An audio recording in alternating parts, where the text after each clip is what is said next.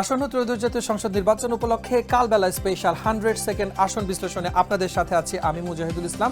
বাংলাদেশ জাতীয় সংসদের 186 নম্বর সংসদীয় আসন অর্থাৎ ঢাকা 13 এই আসনে কে হতে পারেন বিজয়ী প্রার্থী। দর্শক, আপনিও কিন্তু জানাতে পারেন আপনার মূল্যবান মতামত। ইতিমধ্যেই কালবেলা অনলাইন জরিপের যে ভোটিং পোলিং লিঙ্কটি ওপেন করা হয়ে গেছে, সেখানে আপনি লগ ইন করে কিন্তু সরাসরি আপনার মতামতটি জানাতে পারেন। সেই সাথে এই ভিডিওর নিচেও কমেন্টে মন্তব্য করে আপনি জানাতে পারেন আপনার চোখে কাকে দেখছেন এই আসনের বিজয়ী প্রার্থী।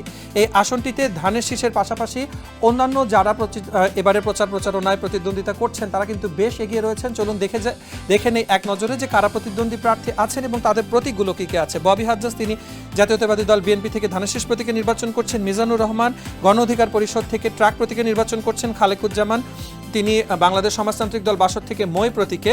শাহাবুদ্দিন বাংলাদেশ মাইনরিটি জনতা পার্টি বিএমজেপি থেকে রকেট প্রতীকে।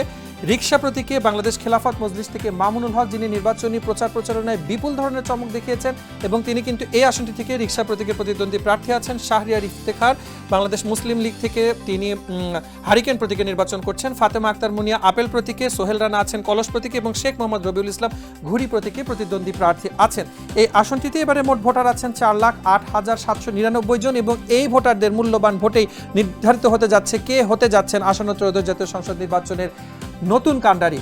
দর্শক, আসন ভিত্তিক তথ্যের বিশ্লেষণে এবারের পর্বে এই ছিল বিস্তারিত। দেখা হবে নতুন আরেকটি পর্বে, থাকবে নতুন সংসদীয় আসন এবং সেই আসন সংশ্লিষ্ট তথ্যের বিশ্লেষণ এবং আপনাদের মূল্যবান মতামত জানাতে কালবেলা অনলাইনের ভোটিং লিঙ্কটিতে কিন্তু আপনারা লগ ইন করে জানাতে পারেন কে হতে যাচ্ছেন এই আসনের বিজয়ী প্রার্থী।